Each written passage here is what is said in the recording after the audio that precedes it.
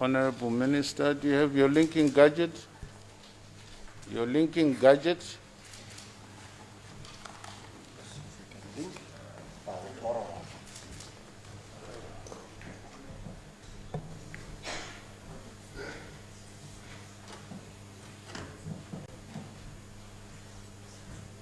There you are, Honorable Minister.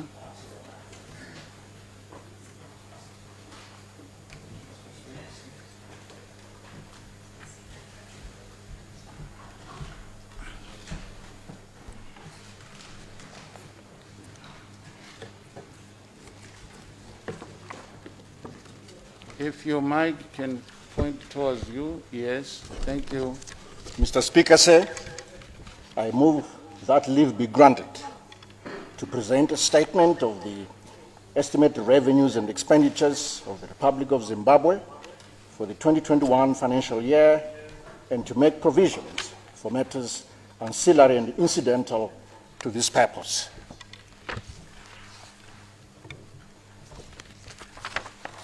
Mr. Speaker, sir, let me start by thanking the President, His Excellency, Dr. E.D. Mnangagwa, the Head of State and Commander-in-Chief of Zimbabwe Defense Forces.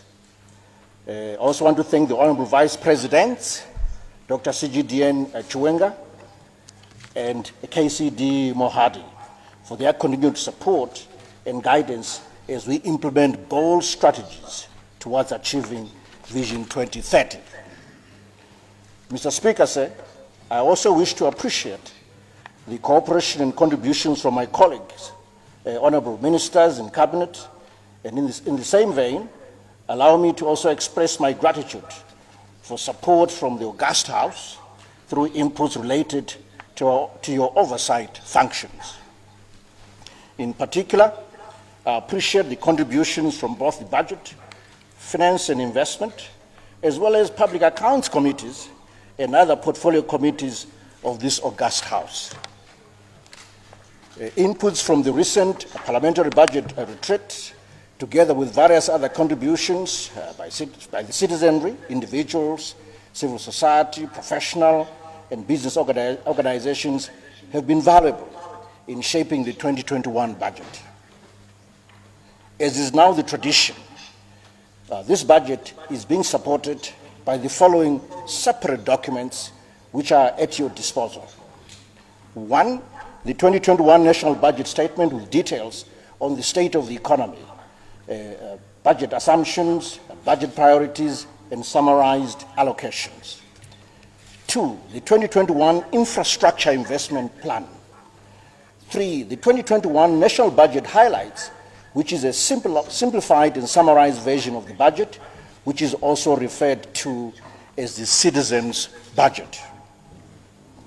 The estimates of expenditure, the Blue Book, with detailed expenditure allocations, is also included as the fourth document. And then the draft finance bill and the appropriation bills. Mr. Speaker, sir, allow me now to turn to details of the 2021 national budget, which are contextualized through recent global and domestic economic developments, economic outlook, followed by budget proposals. I'll start with some background. Mr. Speaker, sir, in 2018, Zimbabweans made a strong commitment to rebuild the economy with a vision of attaining an empowered and prosperous upper middle income society by year 2030. The agenda for real change was henceforth drawn to guide the process to the vision, with the initial phase outlined in the Transitional Stabilization Program of October 2018 to December 2020. The TSP reform progress was just the first phase of a long journey. As the curtain closes on the TSP, the government launched the second leg of the Reform and Development Agenda, the National Development Strategy 1, or NDS1, running from 2021 to 2025. Implementation of the National Development Strategy starts with the 2021 national budget under the theme Building Resilience and Sustainable Economic Recovery. Learning from the past and guided by the NDS1, the 2021 budget therefore firmly sets focus on strategic priorities for economic recovery and growth, stressing on the importance of building resilience against various shocks. Mr. Speaker, the prioritization process for the various programs, projects, and other interventions for the above pillars under the 2021 national budget is guided by the program-based budgeting, or PBB system, which emphasizes on results and has been adopted by all government departments, or MDAs for short. The PBB fully integrates national planning and budgeting in line with the IRBM, which is the integrated result-based management principles, and promotes high performance, quality service delivery, measurement, goal clarity, continuous improvement, and accountability across the public sector. In contextualizing the above issues, the 2021 budget starts by giving an overview of the overall global, regional, and domestic economic environment and outlook. I'll begin with the global and regional outlook.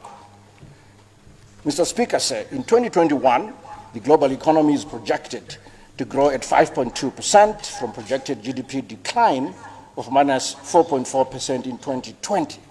The projection for this year has slightly improved compared to the June forecast of minus 4.9%, mainly on account of a less severe than expected contraction during the second quarter of the year. I now turn to our continent, Sub-Saharan Africa. Across Sub-Saharan Africa, growth in 2021 is projected at 3.1%, following a projected downturn of minus 3% in 2020. I now turn to the domestic economy, the Zimbabwe economy, looking at economic developments. Mr. Speaker, the year 2020 was a unique, if not exceptional, year for the country and for the rest of the world. Like no other year in the past, in fact. The COVID-19 pandemic caught the country in the midst of other challenges, dealing with devastating impacts of climate shocks associated with drought and cyclone, which all had a profound impact on the country's health system, livelihoods, and the economy at large. The key objective was therefore to save lives and livelihoods, strengthening resilience of communities, and to give a lifeline to the economy to pull through the waves and get the reforms back on track. To this end, government launched the stimulus package of 18.2 billion Zimbabwe dollars to support the rest of the economy. Let me turn to GDP growth and outlook for 2021. In terms of the domestic economy, a GDP contraction of minus 4.1% is anticipated by year end of 2020, taking into account the latest information indicating improving capacity utilization than earlier anticipated, and this particularly relates to the manufacturing sector. Going forward, government's response is now transitioning to ensure the economy recovers strongly, taking advantage of the milestones from the TSP and targeting additional support measures to cushion vulnerable households. Therefore, economic growth is expected to rebound in 2021 from the consecutive two-year slump to record a growth rate of plus 7.4% in terms of GDP growth. From a supply side point of view, this growth will be driven by strong recovery in agriculture, mining, in electricity, construction, transport, and communication, as well as finance and insurance. I now turn to inflation. Let me quote a very famous economist, in fact, who was a Nobel laureate in economics, by the name of Milton Friedman. Open quotes: inflation is taxation without legislation. Close quote. Therefore, government will make every effort to reduce this inflation tax. There's been a significant slowdown in inflation as from August 2020. Year-on-year inflation in local currency for the month of October, for example, declined to 471% from 659% in September 2020, while month-on-month inflation stood at 4.4%.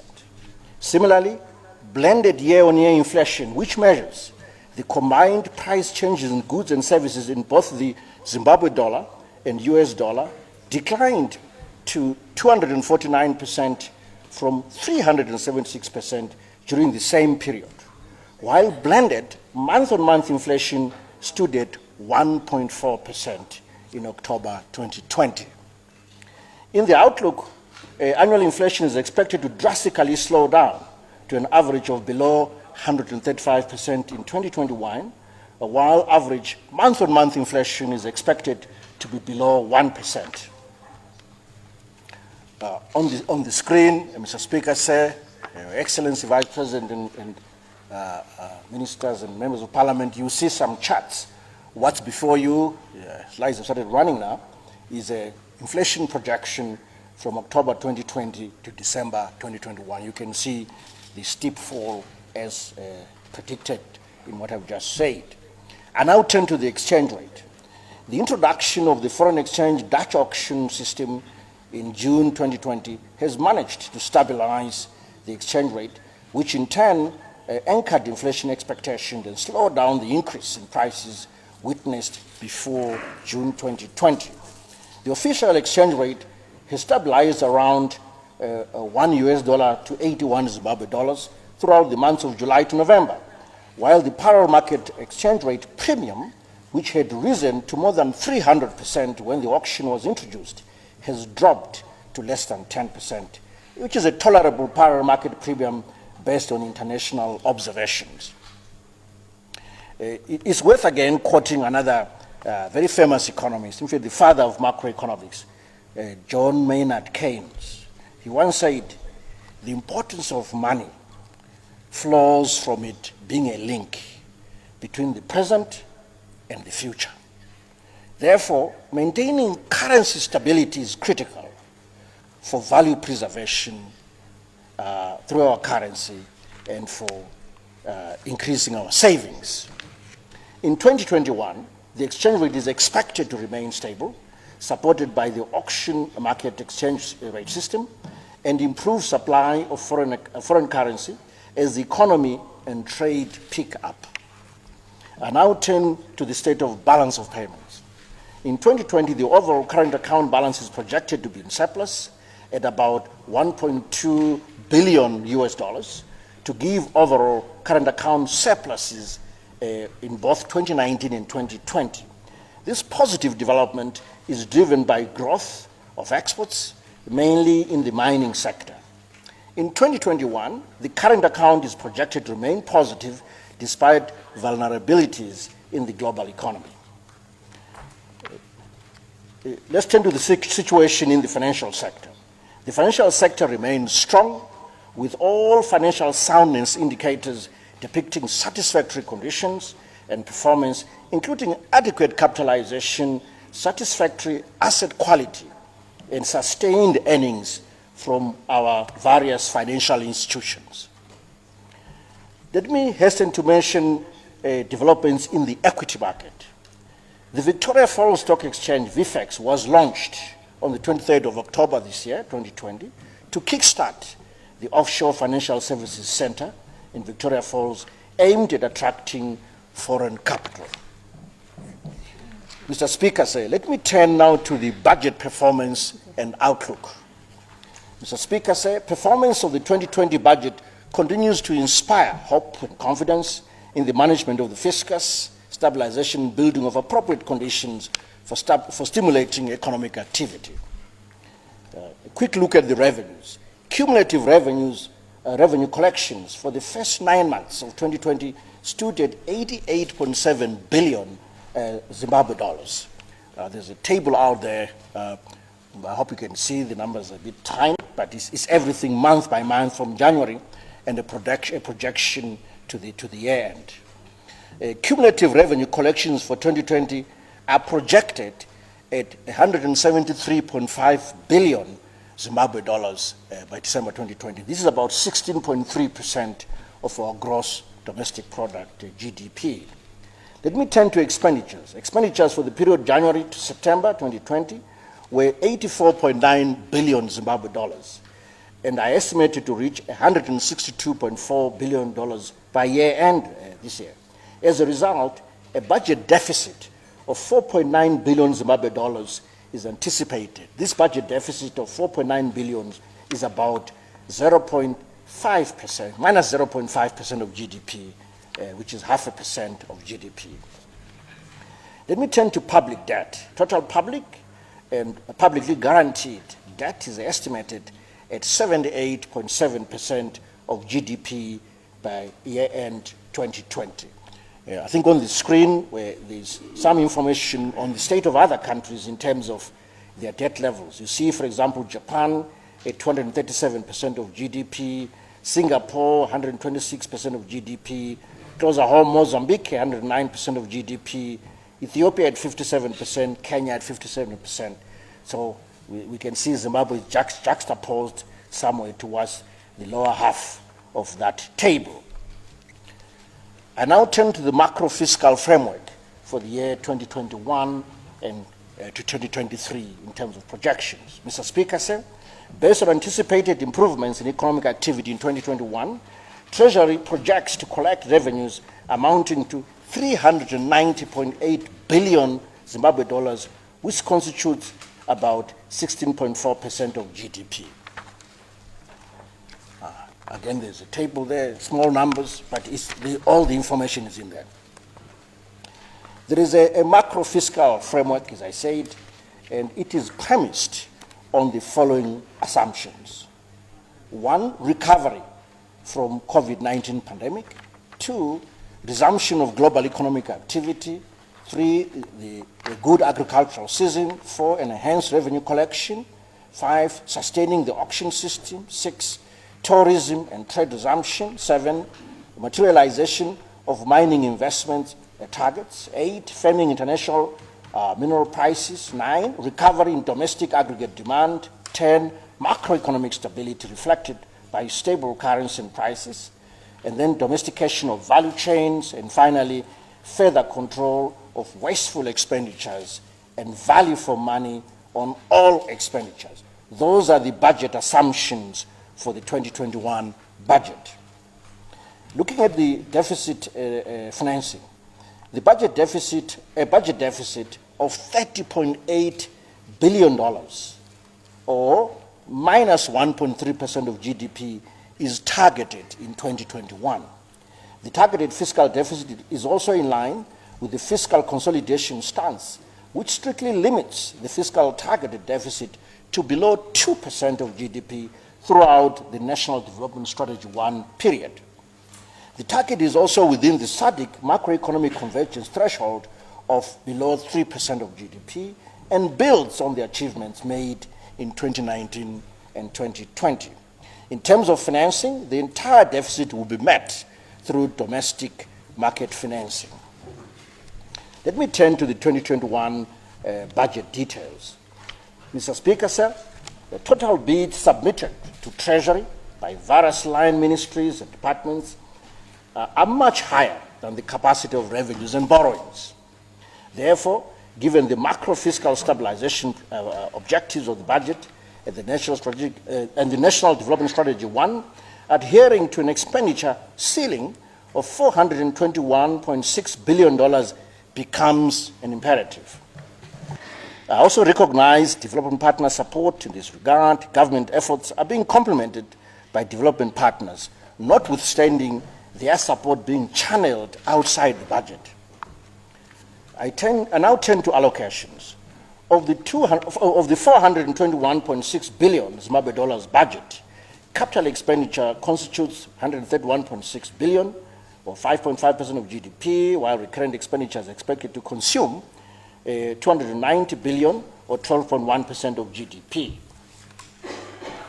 Key allocations under the 2021 budget are goods and services at $59.4 billion, employment costs at $142.6 billion, interest at $1.5 billion, transfers at $86.5 billion, with the balance reserved for capital development programs.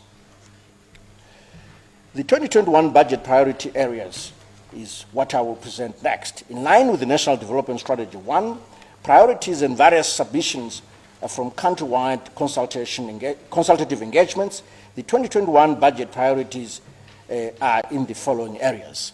1, the budget focuses on achieving inclusive growth and macro stability. Mr. Speaker said, the emerging macroeconomic stability currently being witnessed creates a conducive environment for the attainment of key inclusive growth objectives, which include increased output and incomes, empowerment, job opportunities, and access to basic public services such as healthcare, education, social protection, water, and housing. Additionally, the devolution policy thrust fundamentally promotes the inclusive growth strategy from a spatial sense. Therefore, the 2021 national budget will prioritize the following policy areas within the macroeconomic stability agenda. Fiscal policy. The 2021 budget targets a fiscal deficit of minus 1.3% of GDP, in line with the National Development Strategy 1's fiscal consolidation objectives, which strictly limit the fiscal targeted deficit to below 2% of GDP. The targeted deficit is also within the SADC macroeconomic convergence threshold of below 3% of GDP, as already mentioned above. To attain the above targets, fiscal policy will continue to prioritize revenue enhancement measures whilst pursuing expenditure management thrust initiated from 2018 on the launch of the TSP, and these involve the following: strict observance of the budget and Public Finance Management Act rules, borrowing only for budgeted expenditures and through market-based operations, no more recourse to central bank overdraft and other windows, a gradual reduction in the wage bill from the current levels towards a 30% target of total expenditures and below 10% of GDP, a continuous review and rationalization of public service costs, rolling of the public finance management system controls to all departments and local levels, adherence to new Procurement Act rules, minimizing subsidies which should be targeted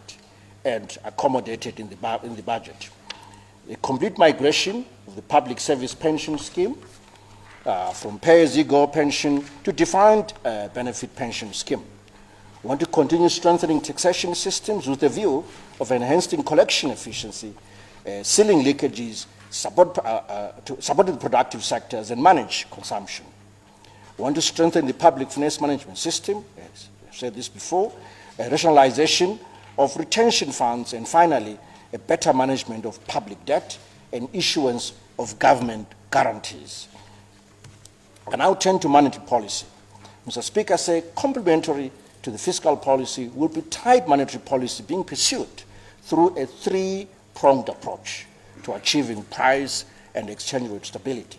The three-pronged approach focuses on exchange rate stability, financial sector stability, and management of money supply.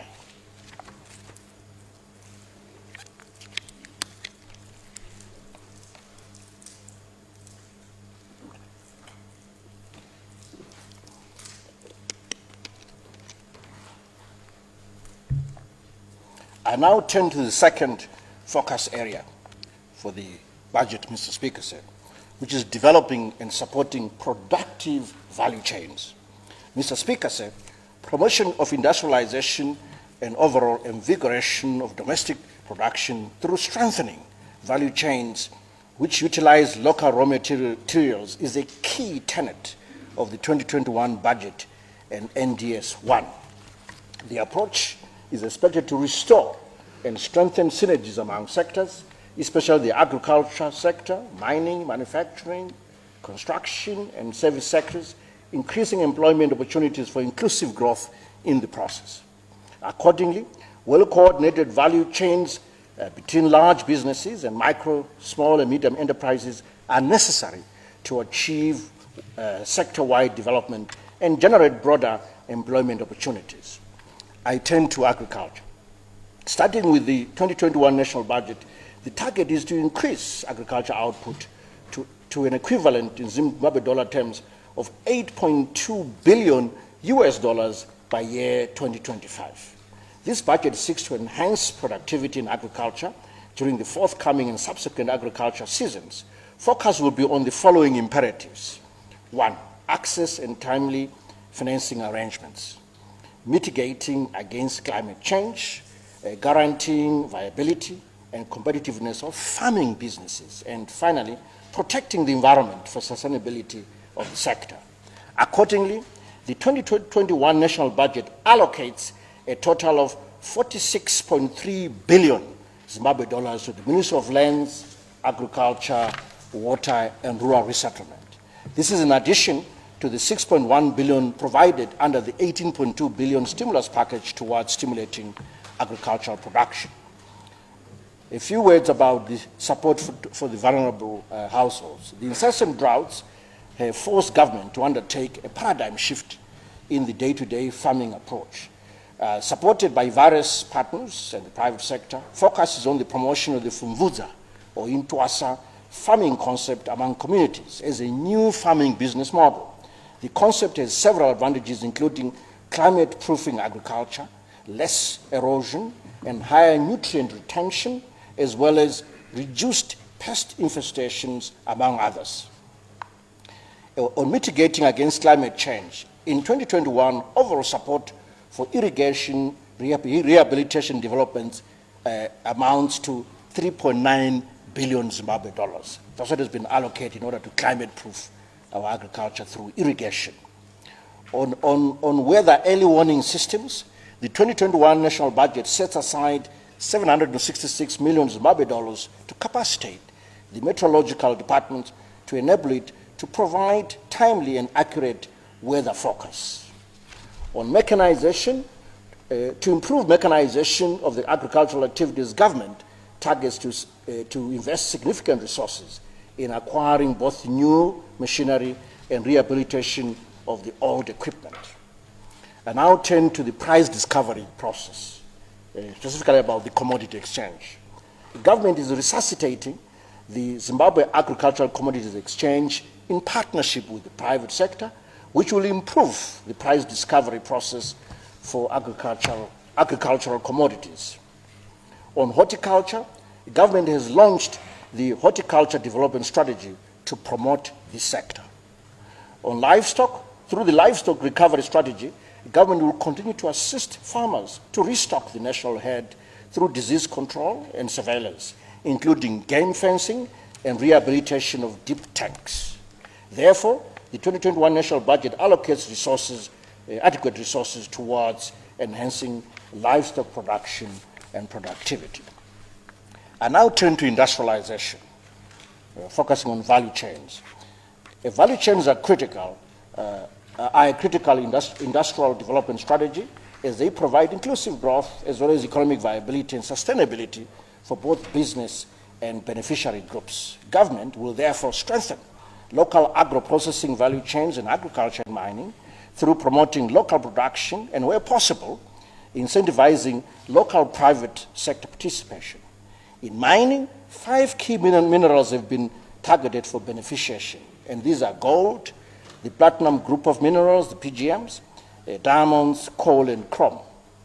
On Zisco steel specifically, the industrialization strategy also seeks to revive Zisco steel, which is key to the economy through its potential benefits in job creation, value chain impact for companies such as the National Railways of Zimbabwe and Wange Colliery and other industries and other companies. Accordingly, 2.3 billion Zimbabwe dollars has been allocated to the Ministry of Industry and Commerce to spearhead the industrialization thrust. I now turn to some empowerment initiatives. Government is committed to improving the disadvantaged and the marginalized members of society. Let me take that again. Government is committed to empowering the disadvantaged and marginalized members of the society.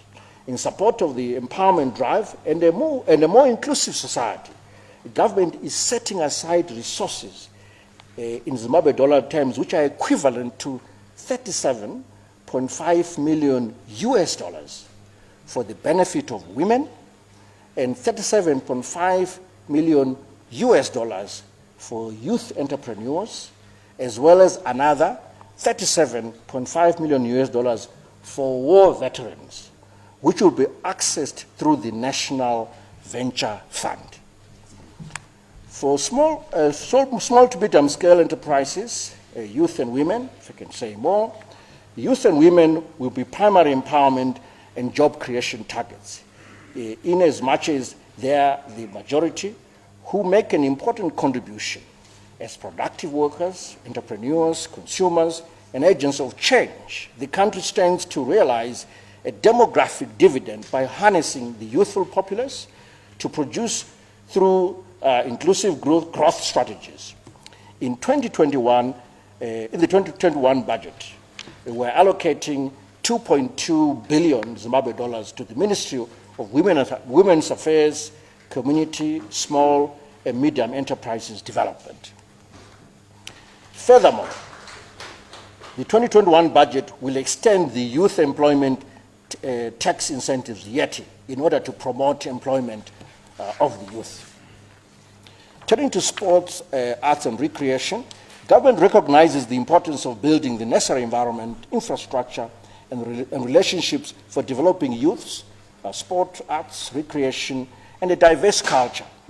For this purpose, the 2021 budget is allocating 3.4 billion Zimbabwe dollars to the Ministry of Youth, Sport, Recreation, Arts and Culture. I now turn to the third focus area for the budget, Mr. Speaker, sir, which is on optimizing the value of our natural resources, starting with mining. Mr. Speaker, sir, in 2021, the mining industry is projected to rebound by 11%. To achieve this desired growth target, the budget is allocating $1.4 billion towards the operations of the Ministry of Mines and Mining Development for planning, promotion of exploration, data capturing and automation, among other key mining processes. I now turn to tourism. This is gearing for the post-COVID-19 recovery. As the country is gearing for the post-COVID-19 recovery, the tourism industry has been proactive in formulating the tourism recovery and growth strategy to guide the process. The objective is to achieve a $5 billion tourism industry, tourism economy by year 2025, anchored on the country's abundant natural resources, rich cultural heritage, and diverse scenery. As we look into 2021, the budget has been allocated, the budget that has been allocated to the Ministry of Tourism, of Environment, Tourism, and Hospitality Industry is 1.8 billion Zimbabwe dollars. I turn to the fourth focus area for the budget, which is infrastructure, ICT, and the digital economy. Mr. Speaker, sir, focus on addressing the country's infrastructure gap remains central to sustaining growth and delivering adequate public services in the context of an evolving global landscape. Overall support under the 2021 Infrastructure Investment Program amounts to 139.8 billion Zimbabwe dollars. Details of specific projects funded through the 2021 budget are provided in the 2021 Infrastructure Investment Program. Turning to the transport sector, consistent with the NDS-1, the transport sector investments will be prioritized in 2021 with overall support towards the Ministry of Transport and Infrastructure Development amounting to 30.1 billion Zimbabwe dollars. That's the budget for the Ministry of Transport and Infrastructure Development. Of the above amount, 10 billion Zimbabwe dollars will go towards the Harare Beitbridge project, consistent with the target to complete an additional 200 kilometers in 2021 that should enable overall completion of the project in 2022. During 2021, the Road Fund will also disburse 4.8 billion to relevant road authorities. I now turn to aviation. Through the budget, an amount of 200 million will be channeled towards construction of the tower at the Joshua Mthuli Ncube International Airport, an additional amount of 550 million has been allocated towards the rehabilitation and upgrading of Kariba, Buffalo Range, and Grand Reef airports, which will support the tourism sector. I now turn to water supply and sanitation. The main thrust under the NDS-1 is to close the gap between water supply and demand, as well as providing sanitation services that meet basic minimum requirements for citizens. Turning to dams, the dam projects, namely Bindura, Causeway, Gwai Shangani, Chivu, Dande, and Tunnel, Tuli Manyange, Semoa, Vungu, and Silverstrom are at various stages of completion with funds from the fiscus, and these will be funded in 2021. An amount of $10.7 billion has been set aside to support ongoing works at all these dams. Completion of the Gwai Shangani Dam now at 40% and is being accorded top priority with the bulk of the allocation of $4.5 billion. This marks the first phase of the National Matabeleland Zambezi Water Project, meant to provide a long-term solution to the water challenges facing the city of Bulawayo, whilst also creating a green belt that will benefit communities along the pipeline. More on water and sanitation. The water supply and sanitation in most urban centers, small towns, growth points, and rural areas has become a challenge, requiring urgent government intervention in order to contain the situation. In this regard, the 2021 budget has set aside an allocation of $3.9 billion Zimbabwe dollars for such water and sanitation programs. Turning to energy, the NDS has identified the need for increased capacity and supply of energy services. In this regard, through the budget, an amount of $1.6 billion is being allocated to the Ministry of Energy and Power Development to be complemented by loan disbursements and ZESA's own resources. These supplementary resources will cover 900 million local taxes for the Wanke 7 and 8 expansion project, with an additional 32.2 billion to be dispersed through the loan. A further 176 million has been set aside to cover legacy debt commitments due to the Zambezi River Authority, ZRA. Meanwhile, Cabinet has reviewed ZESA tariffs informed by international best practice and viability considerations for ZESA. The improved tariff levels should enable ZESA to invest 8.7 billion of own resources towards repair and maintenance of existing plants. I turn to the ICT and the digital economy. Building the digital economy is critical in modernizing services in both the public and the private sectors. The 2021 budget, therefore, proposes an allocation of $2 billion to the Ministry of Information, Communication Technology, Postal and Courier Services. In the same vein, $1.5 billion Zimbabwe dollars has been allocated to the Ministry of Information, Publicity and Broadcasting Services to facilitate infrastructure investment and other programs, including ZBC. I now turn to devolution. The devolution policy, which recognizes the right of communities to contribute to managing their own affairs and to further their own development, with various tiers of government complementing each other in providing efficient and effective service delivery to the citizenry, is progressing well. The table below shows disbursement by province for the period up to 30 September 2020. There's some, I should be saying up there, it's below for me, but it's up there for you. So you can see how much has been dispersed province by province, and the OEA is not over. We'll certainly go above that 703 million that you see at the end of September.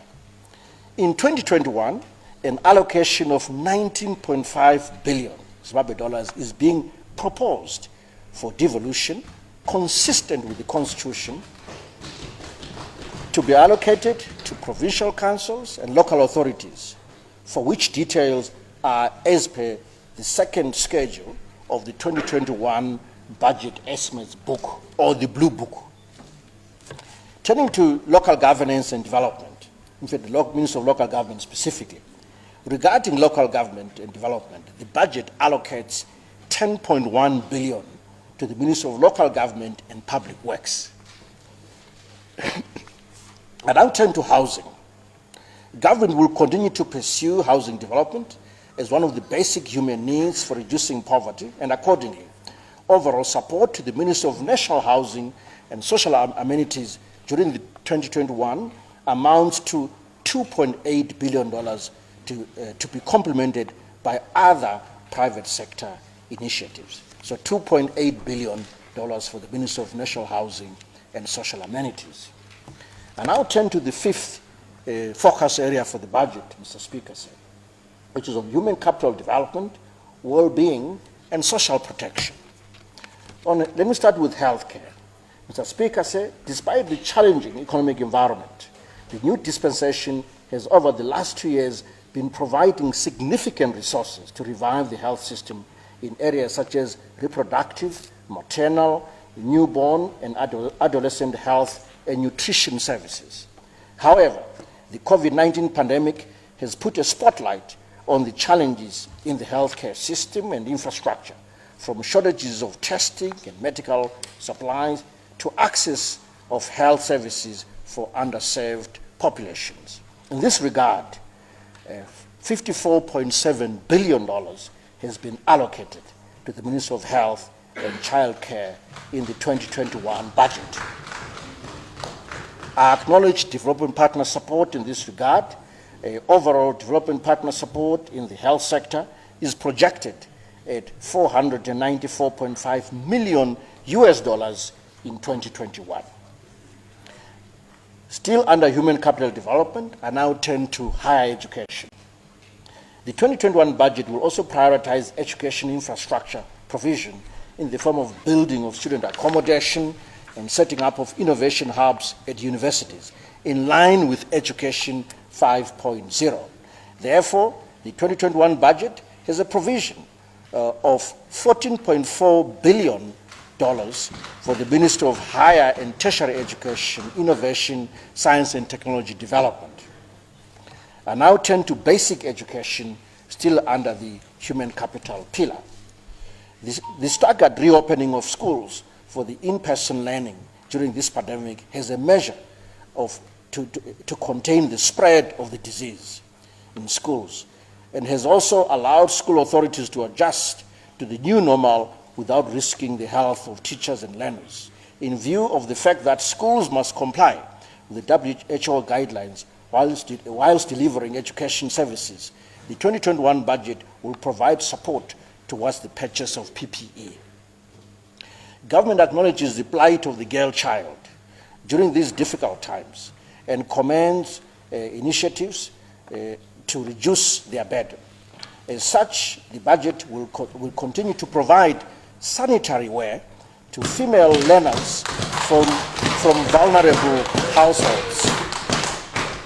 Overall, an allocation of $55.2 billion has been provided for the Ministry of Primary and Secondary Education.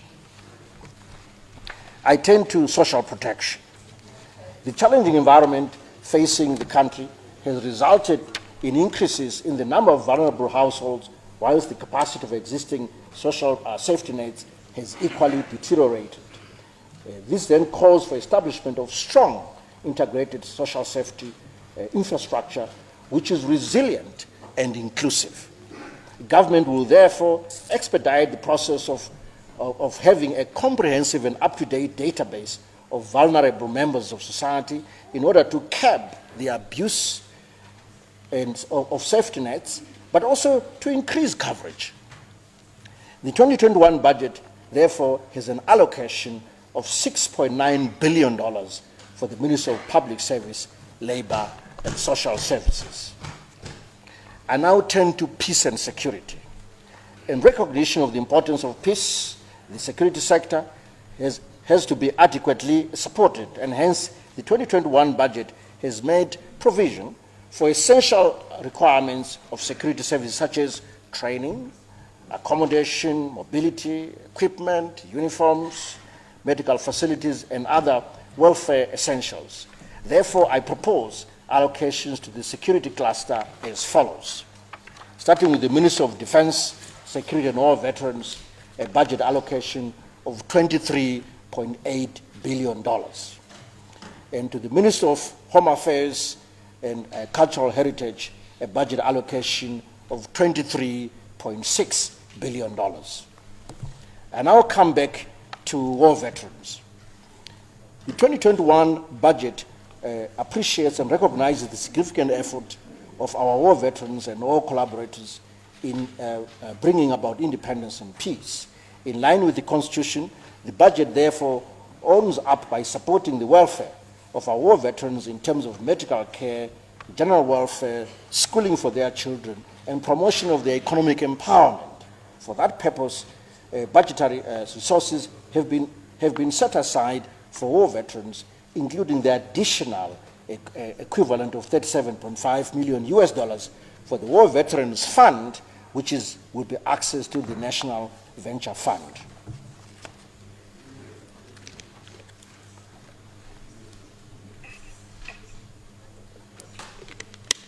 Mr. Speaker, sir, I now turn to the sixth focus area for the budget, which is effective institutions building and governance. Starting with the legislative agenda, government has made strides in aligning laws to the Constitution, with about 150 having been attended to so far. Congratulations to Parliament as well. The target is to complete the process in 2021, and an allocation of $7.3 billion has been made to the Ministry of Justice, Legal and Parliamentary Affairs. $7.3 billion is the budget for that ministry. Let me turn to the oversight function. Parliament, or the Audit Office and commissions are some of the key institutions with oversight roles on utilization of public resources, among other functions. Therefore, the 2021 national budget makes appropriate allocations to these institutions to ensure their smooth operations. Parliament, on its part, has been allocated 7.2 billion Zimbabwe dollars. A few comments on the social contract, monitoring and implementation reporting, and the census. On the social contract, Mr. Speaker, sir, in 2021, government will fully operationalize and strengthen the tripartite negotiating forum and put a secretariat in place. On implementation, monitoring, and reporting, going forward, the government will operationalize monitoring and evaluation policy through the results-based monitoring and evaluation framework, which is one of the 5 pillars of the integrated results-based management. On the census in 2021, government will be holding a national census in 2021. As such, the 2021 national budget has allocated $3.8 billion towards ZimStat to ensure the success of this important program. I turn to another item which I've entitled Reconciliation by Settling Claims. Starting with the compensation of former farm owners. On 29 July 2020, government and former farm owners signed a historic global compensation deed following some long protracted negotiations. The deed is for compensation of farm improvements only in line with the Constitution. Furthermore, in this national budget, before the resources are raised for the global compensation deed, the national budget has allocated $2 billion for payments to vulnerable farmers, as is normally the case that we make an annual allocation. I turn to another area for compensation. This is compensation for losses incurred during the currency reform process. As part of a broader reform process under the TSP, government through the central bank introduced a market-determined exchange rate through monetary policy, This was SI 33 of 2019 on 20th of February 2019. This entailed transition from the exchange rate of 1-to-1, 1 US dollar to 1 RTGS dollar, initially to 1 US dollar to 2.5 RTGS dollars. And thereafter, the exchange rate was determined by the interbank market activities. That's what happened. Now, I turn to depositors. This transition resulted in currency losses to small and vulnerable households with deposits less than 1,000 US dollars in the banks. The movement in the exchange rate from the 1-to-1 arrangement to 1 to 2.5 resulted in a loss for such depositors. Therefore, government has made a decision to compensate the small and vulnerable depositors who had 1,000 US dollars and below for the exchange rate loss from when the exchange rate moved from the 1-to-1 to 1.25. And we've set aside so far resources equivalent to 75 million US dollars. The resources will be administered by the Deposit Protection Corporation, DPC. I turn to pensioners. Similarly, the above development affected pensioners, with the transition causing losses for pensioners as at 20th of February 2019. They too will be compensated with resources equivalent to 75 million US dollars, which will be co-managed by government and the Insurance and Pension Funds Commission, IPEC. This arrangement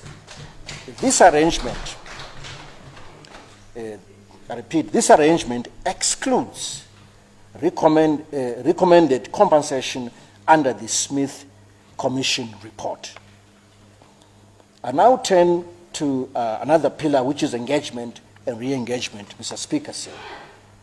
Mr. Speaker, sir, the government remains committed to building political and economic relations through engagement and re-engagement with international communities. The process is registering success in strengthening relations, rebuilding broken ties, and establishing new relationships with the rest of the world, notwithstanding restricted access to international financial markets. From the economic point of view, the thrust is on promoting the country as a reliable trading partner and a safe investment and tourist destination. Consequently, the 2021 budget is allocating $8.6 billion in furtherance of various programs and operations of the Ministry of Foreign Affairs and International Trade. On external clearance, external arrears clearance, Mr. Speaker, sir, going forward in 2021, the arrears clearance strategy will be accelerated with a view of clearing the African Development Bank, World Bank, and European Investment Bank, or EIB, arrears. A summary of the vote allocations is provided in the table after that chart, which is showing all the various pillars. And again, it's all small numbers, but I guess the take-home figure is perhaps the overall figure of $421.6 billion US Zimbabwe dollars in terms of the overall figure, and with the ministries allocated their budgets as read. The independent commissions will receive allocations to ensure they undertake their constitutional mandates. Similarly, the National Council of Chiefs has a provision of $317 million to ensure effective operations and other requirements, including transport. Mr. Speaker, sir, I now turn to some revenue measures. Mr. Speaker, sir, the revenue measures that I'm proposing are complementary to the thrust of the National Development Strategy, which seeks to promote value addition, improve domestic revenue mobilization, and to strengthen tax administration. The first item pertains to support to industry and various incentives.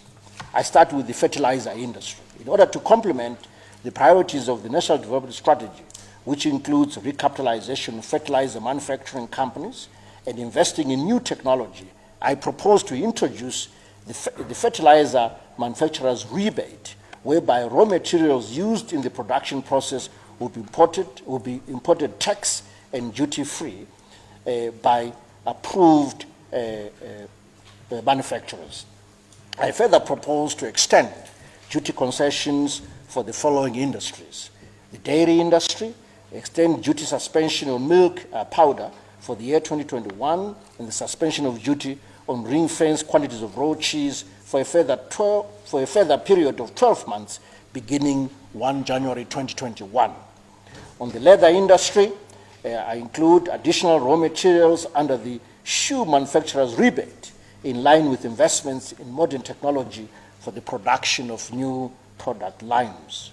For the tourism sector, I propose we extend the suspension of duty on motor vehicles imported by safari operators and buses for tour operators by a further 12 months with effect from 1 January 2021. For the transport industry, we extend the suspension of duty on cross-border luxury coaches on the outstanding quota of 20 luxury buses for a period of 20 months. I now turn to the motor industry on the procurement of public service buses. Mr. Speaker, sir, in line with the NDS-1, government will prioritize procurement of locally manufactured buses. Hence, I propose to terminate the suspension of duty on public service buses with effect from 31 December 2021. I now turn to revenue-enhancing measures, starting with excise duty, tobacco and alcoholic beverages. Mr. Speaker, sir, the values of specific excise duty rates per unit of excisable products have been eroded by inflation, hence are negligible compared to the selling price. I therefore propose an upward review of the specific excise taxes. Turning to presumptive taxes, I propose an upward review of the presumptive tax structure with effect from 1 January 2021. I now turn to self-employed professionals. Furthermore, in order to enhance the contribution of self-employed professionals, I propose to introduce the following presumptive tax structure for selected self-employed professionals that include medical, engineers, legal, realtors, and architects, among others, with effect from 1 January 2021. The presumptive tax will, however, not apply to professionals who produce a valid tax clearance certificate for the year of assessment. I now turn to the taxation of micro and small enterprises and informal operators. Mr. Speaker, sir, a number of enterprises operate from designated business premises where the landlords are either local authorities or private property owners, such as the Gulf Complex and then the Kwame Nkrumah Mall, among others. Their place of business is thus comprised of partitioned units in commercial buildings. The fixed nature of business thus presents an opportunity for the tax administration to improve tax collections from presumptive taxes. I therefore propose to introduce a presumptive tax at the local currency equivalent of $30 per unit per month collected by landlords. On the Zimbabwe National Road Administration fees, in order to capacitate ZINARA to execute its mandate, I propose that toll fees be payable in foreign or local currencies at the foreign currency auction rate. Furthermore, toll fees for foreign registered vehicles will be payable in US dollars or equivalent in other hard currencies in line with the prescribed rates. Turning to the licensing of imported motor vehicles at ports of entry, in order to reduce malpractices in the registration of motor vehicles, thereby enhancing national security and safeguarding revenue to the fiscus, I propose to designate the Zimbabwe Revenue Authority, ZIMRA, as an agent for the Central Vehicle Registry for the registration of imported motor vehicles at the port of entry or taken out of bond after payment of duty. I turn to petroleum importers levy. In order to encourage importation of fuel using the pipeline, I propose to review the petroleum importers levy to 5 US cents a liter on both diesel and petrol. Imports of Jet A1 fuel transported through the road will remain exempt from the levy. I now turn to the cannabis levy. Mr. Speaker, sir, cannabis, mbanje, imbanje, production has immense potential to generate export receipts and tax revenues. I therefore propose to introduce a cannabis levy chargeable on the value of exports at varied rates ranging from 10 to 20% in line with the level of processing. I now turn to some tax relief measures. Starting with personal income tax, particularly the tax-free threshold, Mr. Speaker, sir.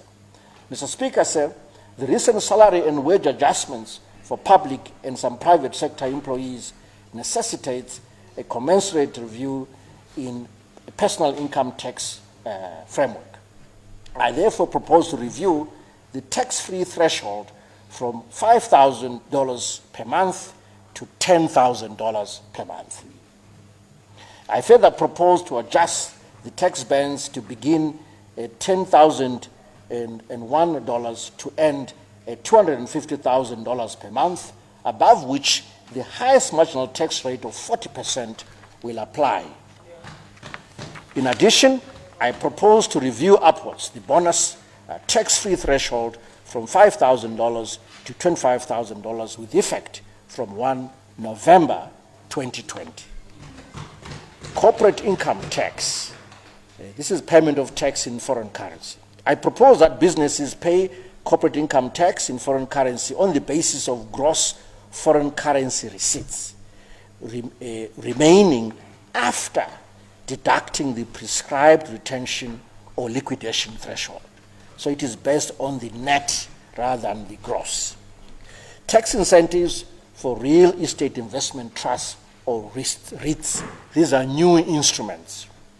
Government in 2019 promulgated legislation to facilitate introduction of real estate investment trusts or REITs that invest in different types of real estate such as apartment complexes, retail centers, office buildings, and warehouses.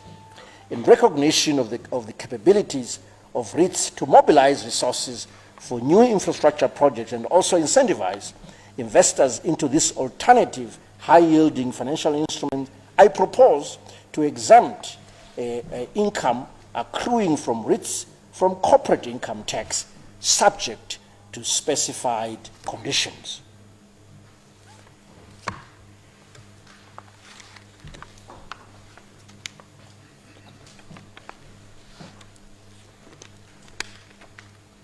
Mr. Speaker, I now turn to the youth employment tax credit. As part of a measure to support job creation, government availed the youth employment tax credit through the 2020 national budget. I propose to review the tax credit for each employee hired from $500 to $1,500 per month. The limit on the maximum credit from $60,000 to $180,000 in a year of assessment. I now turn to tax administration, VAT recording of electronic transactions. Market intelligence surveys show that some VAT registered operators are not adhering to statutory requirements. Thus, sales in foreign currency are not accurately accounted for, thereby undermining fiscal revenues. This is also exacerbated by slow implementation of the fiscalization program. In order to safeguard fiscal revenues, I propose the following measures, Mr. Speaker, sir. VAT registered operators' systems should be interfaced with the ZIMRA server with effect from 1 December 2020, failure of which no operator will be issued with a tax clearance certificate. In addition, non-compliant operators will be excluded from participating in the weekly foreign currency auctions. And finally, in addition, ZIMRA will, with immediate effect, roll out awareness campaigns aimed at educating the transacting public to demand receipts showing the correct currency of trade in order to reduce fraudulent activities by operators. I now turn to transit traffic. In order to reduce congestion, safeguard lives of the motoring public, as well as revenue to the fiscus, I propose to introduce a traffic zone restriction on heavy vehicles, including transit traffic, whether loaded or unloaded. Such vehicles will thus be prohibited from the city center and residential areas.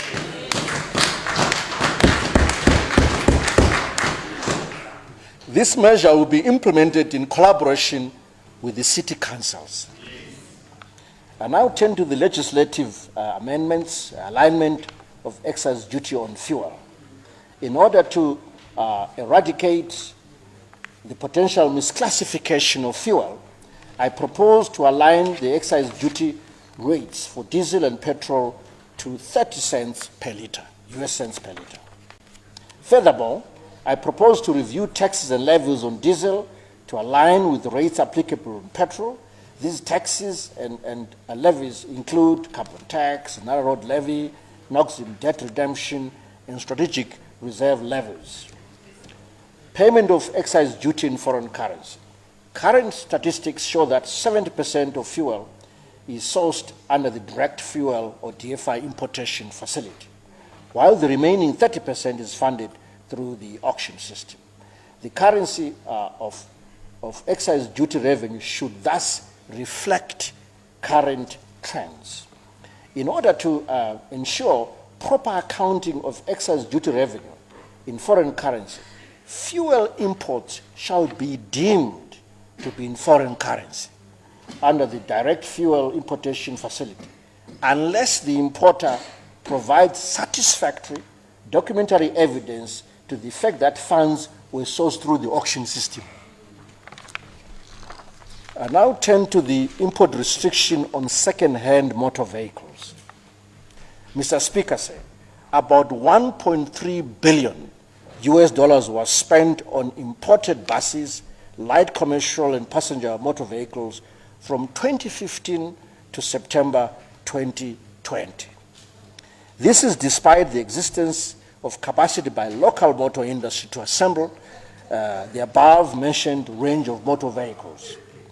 In line with the National Development Strategy 1, NDS 1, which underscores value addition, I propose to remove second-hand motor vehicles aged 10 years and above from the date of manufacture at the time of importation from the Open General Import License System, OGIL.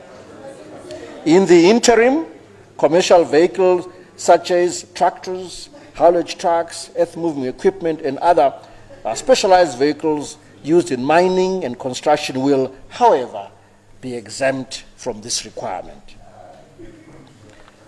I move to my conclusion, Mr. Speaker, sir.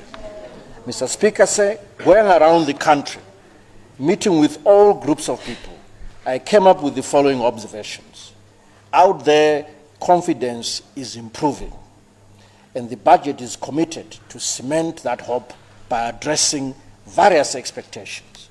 These expectations evolve around provision of basic services such as water, housing, food, health, education of children, among other issues. The young at colleges, those living in colleges, look forward to finding a job and keeping it. In fact, people of all backgrounds want to be assured that through the budget, we are doing all we can to make sure that promises become a reality. And that's what is required of us now, each playing our part to meet the common goal of growing our economy. Precisely, this is what this budget and the NDS 1 are seeking to address. I end with a quote from an English philosopher and economist, John Stuart Mill, open court. All good things which exist are fruits of originality. All good things which exist are fruits of originality, close quote. And indeed, we are charting a better future through the NDS-1 and this budget in the spirit of originality. I commend the 2021 national budget to this august House. I thank you, Mr. Speaker, sir. I thank you, Your Excellency. I thank the Honorable Vice President. I thank my colleague ministers, and I thank the honorable members of Parliament. Thank you, sir. Thank you. May we all rise for the